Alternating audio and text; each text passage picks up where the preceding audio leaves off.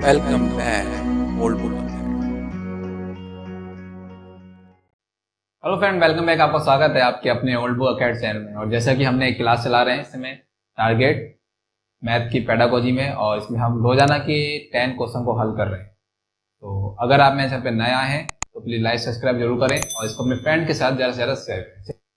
और एक इसमें प्रॉब्लम आ रही थी कि कुछ ज़्यादा पर्सनली कि आप थोड़ा सा अगर बड़ा लिखें तो सही रहेगा, क्योंकि इस समय नेट प्रॉब्लम तो चल ही रही है और तो इतना अच्छा नेट भी नहीं मिल पा रहा है। तो अगर फॉन्ट बड़ा होगा तो साइज सही दिख जाएगा। तो चलिए स्टार्ट करते हैं क्लास को। तो यहाँ पर हमारे सामने पहला क्वेश्चन है, कक्षा सेकंड है, कक्षा 2 के छात्रों को 44 लिखने के लिए कहा गया तो कुछ छात्रों ने 404 लिख दिया।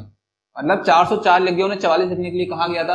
तो अध्यापक के रूप में आप इसको संबोधित करेंगे, मतलब किस प्रकार से संबोधित करेंगे जो बच्चे की ये प्रॉब्लम है कि उन्हें 44 लिख दिया, बोलने पर 44 बोला कि लिखो तो उन्हें 404 लिख दिया। तो अब ये कुछ पॉइंट है, इनको देखते हैं। उनकी कापियों में सही उत्तर लिखेंगे, क्या उन्होंने जो गलती की उसको सही कर देंगे सिर्फ इतना, या उन्हें मूर्त पदार्थ से विनियम नियम समझाएंगे, या उन्हें क्या करेंगे मूर्त पदार्थ से विनियम नियम समझाएंगे। उसके बाद इनको उस समूह में रखेंगे जिसमें सही लिखा है। इनको किस समूह में रख रहे हैं? जिसमें सही लिखा है, या उन्हें सही उत्तर प्राप्त करने के लिए कहेंगे। तो देखिए, सबसे पहली चीज, कक्षा 2 के छात्र हैं और उन्हें 404 लिख दिया 44 की जगह। तो सबसे पहली प्रॉब्लम तो उनको है कि प्लेस वैल्यू और फेस वैल्यू ये चीजें उन्हें नहीं पता है। मतलब कि स्थानीय मान और आपका एक स्थानीय मान हो गया आपका, ठीक है, या जातीय मान। तो उनको इस मान जो है उनको थोड़ा प्रॉब्लम यहां पर आ रही है। तो हमें क्या करना पड़ेगा? विनियम नियम जो आपका होता है वो प्रिंसिपल एक्सचेंज होता है, प्रिंसिपल ऑफ एक्सचेंज। तो ये वाला जो नियम है हमें उन्हें समझाना पड़ेगा, वो भी मूर्त ऑब्जेक्ट के साथ।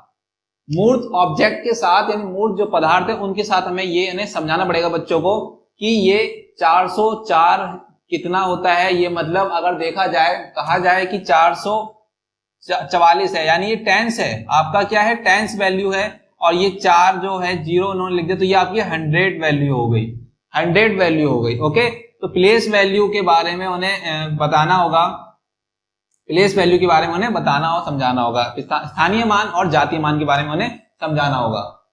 चलिए नेक्स्ट पे चलते हैं। दूसरा क्वेश्चन कहता है, गणित के प्राथमिक पाठ्यक्रम में प्रति चित्रण का परिचय देने का मुख्य प्रयोजन क्या है? प्रति चित्रण जो है आपका, यानी इसको हम बोलते हैं मैपिंग। मैपिंग के बारे में बोल रहे हैं कि क्या मुख्य प्रयोजन रहेगा, उनको समझाने का एक बेहतर तरीका रहेगा। जो प्राथमिक के बच्चे हैं, प्राथमिक पाठ्यक्रम के, उन्हें किस प्रकार से हम समझाएं कि वो मैपिंग जो है वो अच्छे से समझ सकें। तो ये कुछ पॉइंट दे रखे हैं, इनको देखते हैं कि त्रिविम विचार क्षमता को प्रोत्साहन देना, मतलब स्पाइटल थिंकिंग उनको देना, उनको समझाना उसके बारे में, या अनुपातिक विवेचन को प्रोत्साहन देना, या प्रोपोर्शनल रीजनिंग लगाना सिखाना, या विषय को सरल और रुचिकर बनाना, या संख्याओं का नीरसता को समाप्त करना। तो यहां पर दे रखा है ए और सी, दूसरे में देख रखा है ए और डी, तीसरे में ए और बी, और फोर्थ में बी और सी। तो हमें यहाँ पर क्या पता लगाना है कि जो गणित में प्राथमिक पाठ्यक्रम में दे रखा है चित्रण, प्रति चित्रण, दैट मीन मैपिंग के बारे में बात कर रहे हैं, तो उसे समझाना है बच्चे। तो किस प्रकार से हम समझाएंगे? देखिए, त्रिविम विचार क्षमता को प्रोत्साहन देना का मतलब हो गया स्पाइटल जो थिंकिंग है आपकी, स्पाइटल थिंकिंग जो स्थानीय आपका एक मैपिंग क्या है? मैपिंग किसी चीज की वही होती है जो कि आप मैप होता है, तो उसको समझाना है। तो स्थानीय जानकारी देनी पड़ेगी उन बच्चों को। दूसरी बात, अनुपातिक विवेचन को प्रोत्साहन करना, प्रोपोर्शनल रीजनिंग लगाना सिखाना पड़ेगा, तब जाके वो क्या कर पाएंगे? अच्छे से मैपिंग को समझ पाएंगे। तो प्रति चित्रण का परिचय देने से पहले उन्हें ये सारी चीजें बतानी समझानी पड़ेंगी।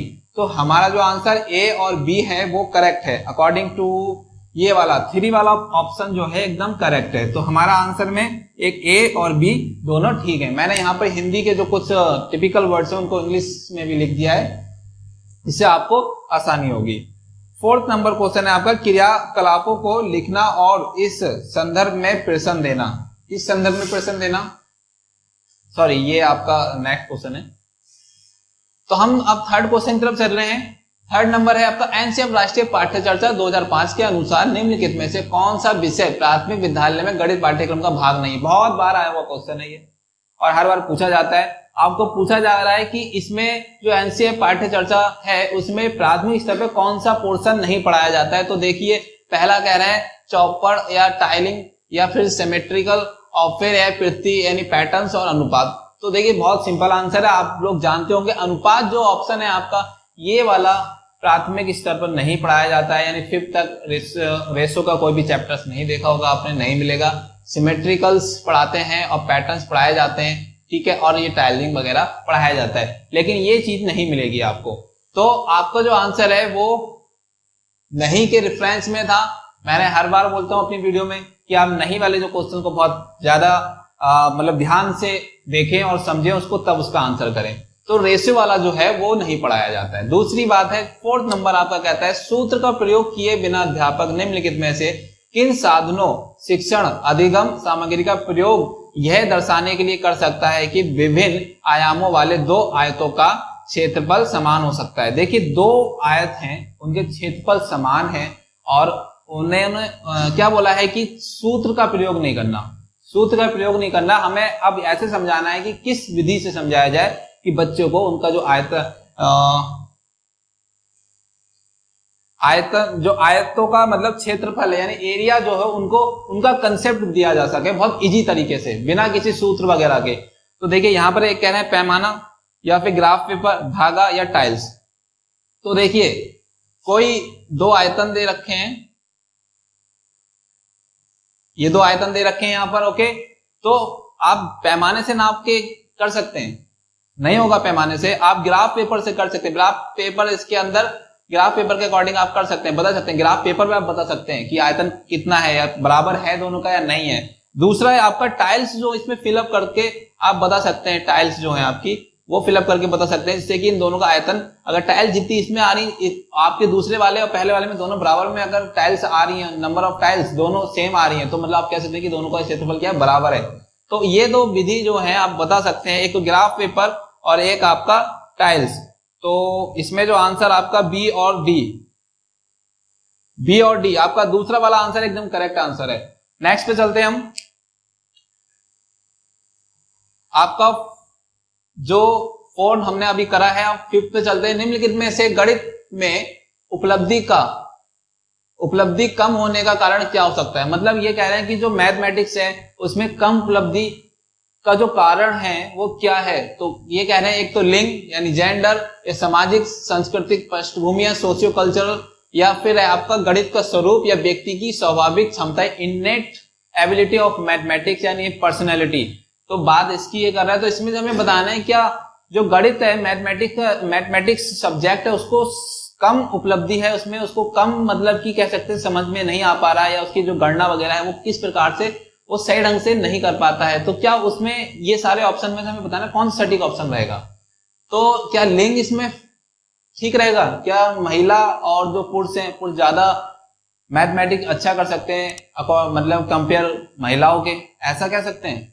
या फिर सामाजिक सांस्कृतिक पृष्ठभूमि, या फिर गणित का स्वरूप ऐसा बना रखा है कि बहुत ज्यादा कठिन है, या फिर व्यक्ति की स्वाभाविक क्षमता, क्या जो व्यक्ति है प्रत्येक व्यक्ति जो है वो अपने स्वभाव उसका ऐसा है कि वो गणित को नहीं सीख सकता, इस प्रकार से। तो देखिए प्रत्येक बच्चे का एक अपना सोशियो कल्चर होता है, मतलब वो अपने पृष्ठभूमि से आता है, तो उसका बैकग्राउंड बहुत मैटर करता है। मतलब कहने का यह दो बच्चे अगर लिए जाएं तो दोनों बच्चों में एक बच्चे को काउंटिंग का बहुत अवसर मिला है लेकिन एक बच्चे को काउंटिंग का कम अवसर मिला है। तो हम कह सकते हैं ग्रोसरी की दुकान है किसी बच्चे की, मतलब पापा की, और वो उसकी दुकान में बैठता है, और एक बच्चा जो है वो अपने घर में रहता है, केवल पढ़ाई लिखाई करता है, वैसे कोई उसकी कोई शॉप नहीं है और डेली बेस को भी काउंटिंग वगैरह करने का कोई अवसर उसे प्रदान नहीं होता। तो अब यहाँ पर क्या होगा कि जो बच्चा ग्रोसरी की शॉप पे बैठता है उसे पर डे क्या है काउंटिंग करनी पड़ती है। जो सौदा लेने आते हैं या जो आपका सामान लेने आते हैं वो बच्चा देता है और उनको काउंट करता है, तो वो उसकी जो एबिलिटी ऑफ काउंटिंग है वो काफी तीव्र हो जाएगी, काफी तेज हो जाएगी। लेकिन क्या है जो दूसरा वाला बच्चा है वो क्या करेगा, उसको तो केवल जब वो सवाल करेगा तभी काउंटिंग करेगा, अदरवाइज वो काउंटिंग नहीं कर रहा। तो difference between both child that mean कि जो काम कर रहा है ग्रोसरी की शॉप पर वो पर डे उसको यूज कर रहा है काउंटिंग को, तो उसकी काउंटिंग बहुत ज्यादा जो शार्प हो जाएगी। लेकिन जो अगर जो बच्चा केवल मैथमेटिक्स करते हुए ही सवाल करते हुए कर रहा है तो उसके अकॉर्डिंग उसकी कम रहेगी। तो मतलब कह सकते हैं जिसको अवसर ज्यादा दिया जाएगा वो ज्यादा सीखेगा। तो इसके लिए हम कह सकते हैं कि जो दूसरा वाला आंसर है वो करेक्ट आंसर है। नेक्स्ट पे चलते हैं, ये समझाने के लिए कि 1/4 और 1/3 से छोटा है, निम्नलिखित में से कौन सी योजना अधिक उपयुक्त रहेगी, ये आपको बताना है। तो कह रहे हैं लघुत्तम समवर्तक एलसीएम मेथड समझा के द्वारा, या कागज की पट्टियों द्वारा प्रयोग करके, या फिर डाइनेस ब्लॉक का प्रयोग करके, या संख्या चार्ट द्वारा। देखिए एक सिंपल बात मैं आपको समझा देता हूँ, 1/4 1/3। 1/4 जो है उसके आप एक कोई भी मतलब सेब ले लीजिए, आपने 2 भाग करे तो क्या हुआ, छोटा हो गया।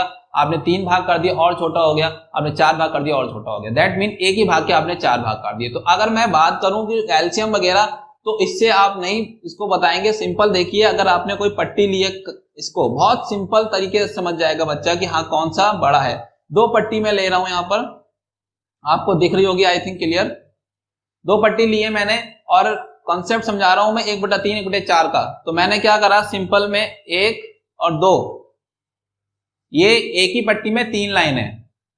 उसके बाद एक ही पट्टी में 4 लाइन है, मतलब ये भाग ज्यादा हो गए तो इसके अकॉर्डिंग इसके भाग कम है। मतलब क्या हुआ कि ये वाली जो है बड़ी है, इसमें भाग जो है बड़े बड़े हैं और इसमें भाग और छोटे हो गए। मतलब जगह तो वही रही लेकिन उसमें पार्टीशन ज्यादा हो गया। दैट मीन वहां की जो स्पेस है वो छोटा हो गया। तो कह सकते हैं कि 1/3 बड़ा होता है 1/4 से। Okay clear. तो हमारा जो कागज की पट्टियों के द्वारा हम इसको अच्छे से डिस्क्राइब कर सकते हैं, बच्चों को समझा सकते हैं बहुत ही सिंपल वे में। उसे कोई भी ज्यादा एलसीएम ये सब चीजें करने की जरूरत नहीं पड़ेगी। तो चलिए आगे चलते हैं। प्राथमिक कक्षाओं में बच्चों को गणित पढ़ाने के लिए बनाई जाने वाली पाठ्य योजना का निम्नलिखित में से कौन सा अति महत्वपूर्ण पहलू है। तो ये मैंने कुछ इस प्रकार से लिखे हुए नीचे के साइड आप देख रहे होंगे कि पहला कह रहे हैं कि पाठ्यक्रम पुस्तक के अनुरूप अनुक्रम का अनुसरण करना। दूसरी बात क्या कह रहे हैं ये कि गणितीय संकल्पनाओं को संरचना ढंग से प्रस्तुत करना। तीसरा कह रहे हैं विद्यार्थी को अवसर देना कि वे संकल्पनाओं की रचना करें, या फिर क्रियाकलापों को लिखना और इस संदर्भ में प्रश्न देना। तो देखिए क्वेश्चन को एक निगाह और मार लेते हैं एक बार फिर से। वो कह रहे हैं प्राथमिक कक्षाओं में बच्चों को गणित पढ़ाने के लिए बनाई जाने वाली पाठ्य योजना का निम्नलिखित में से कौन सा अति महत्वपूर्ण पहलू है। तो पहलू कौन सा होगा, तो इसके अकॉर्डिंग देखिए मैं सीधा आंसर पे आ रहा हूं कि जो आप अवसर दे रहे हैं। देखिए अवसर जहां देने की बात की जाती है बच्चों को, यानी वो करके सीख रहा है, डूइंग बाय, तो वो खुद करके सीख रहा है। यानी विद्यार्थियों को अवसर देना कि वे संकल्पनाओं को, यानी जो कॉन्सेप्ट है उनको रचना करे, उनको समझे, उनको अपने आप से मतलब बनाए। तो उनको जब वो खुद से करेगा तो ज्यादा बेहतर ठीक मतलब सीख पाएगा। तो इसका जो आंसर है वो 3 है। तो फ्रेंड्स ये हमारा 8 नंबर क्वेश्चन है, जिसमें निम्नलिखित में से किसे संरचनात्मक यानी रचनावादी गणितीय कक्षा का लक्षण नहीं माना जा सकता। मतलब कंस्ट्रक्टिविज्म की बात कर रहा है यहाँ पर।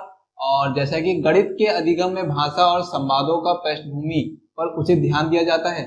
मतलब कह रहे हैं गणित के जो अधिगम में आप भाषा और संवादों की जो एक पृष्ठभूमि उस पर अधिक उचित ध्यान दिया जाता है। दूसरी बात है अध्यापक स्वीकार करता है कि दी गई अन्योन क्रिया को विभिन्न विद्यार्थी अलग अलग प्रकार से समझ सकें या ही समझ सकते हैं।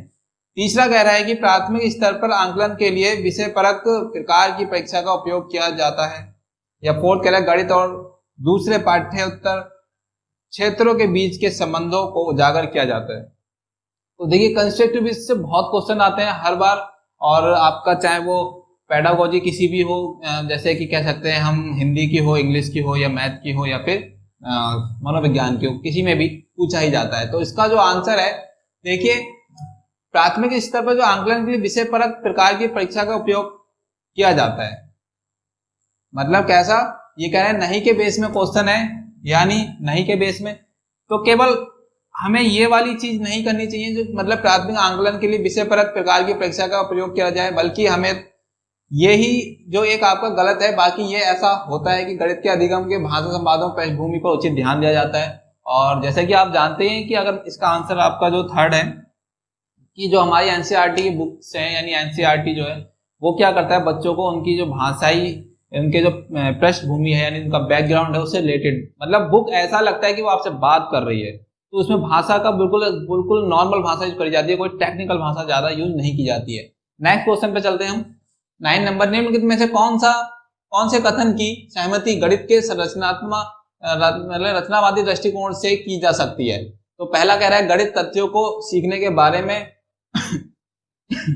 गणित से सच्चाई का आविष्कार अपेक्षित होना चाहिए, या गणित पूर्णतः विषय परक है, या मानस दर्शन गणित का महत्वपूर्ण पहलू है, यानी विजुअलाइजेशन। तो आपका जो 9 का देखिए ये कह रहे हैं रचनात्मक यानी रचनावादी कंस्ट्रक्टिविज्म, आपका गणित तथ्यों को सीखने के बारे में करना, ओनली गणित के जो कंसेप्ट है उन्हीं को रटना चाहिए, सीखना चाहिए, या गणित के जो विशेषज्ञ हैं या जो साइंटिस्ट हैं आपके गणितज्ञ हैं उनसे ये अपेक्षा की जाए कि वो सच्चाई का यानी आविष्कार के बारे में बताएं। ये गणित को पूर्णतः विषय परक है, बात ठीक है विषय परक, लेकिन जो सबसे ज्यादा सटीक आंसर रहेगा वो रहेगा आपका मानव दर्शन, दैट मीन विजुअलाइजेशन गणित का हमें होना चाहिए, करना चाहिए, बच्चों को एक्सप्लोर करने के लिए देना चाहिए। तो हमारा 10 नंबर क्वेश्चन, निम्नलिखित में से कौन सा क्रियाकलाप बच्चों में त्रिविम समझ को विकसित करने के लिए अधिक उपयुक्त है?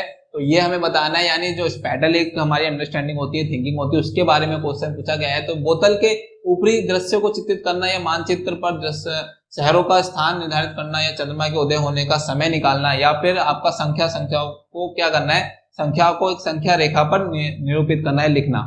तो देखिए इसका जो सबसे सटीक आंसर है ए आपका यानी फर्स्ट रहेगा, वो इसलिए क्योंकि स्पैटल जो अंडरस्टैंडिंग होती है वो स्थानिक बुद्धि कहलाती है, आपको एक शेप एंड साइज के बारे में सटीक जानकारी देती है, हम सटीक जानकारी लगा पाते हैं अच्छे तरीके, जिसके अंदर ये बुद्धि ज्यादा होती है तो वो सटीक जानकारी लगा पाता है, उसकी ड्राइंग है या आर्किटेक्चर वगैरह वो अच्छा तरीके से बन पाता है, क्योंकि उसको स्थान के बारे में बहुत अच्छे से बारीकी से समझ पाता है। तो अगर आपको ये क्लास अच्छी लगी है तो प्लीज लाइक सब्सक्राइब जरूर करें, और थैंक यू फॉर वॉचिंग।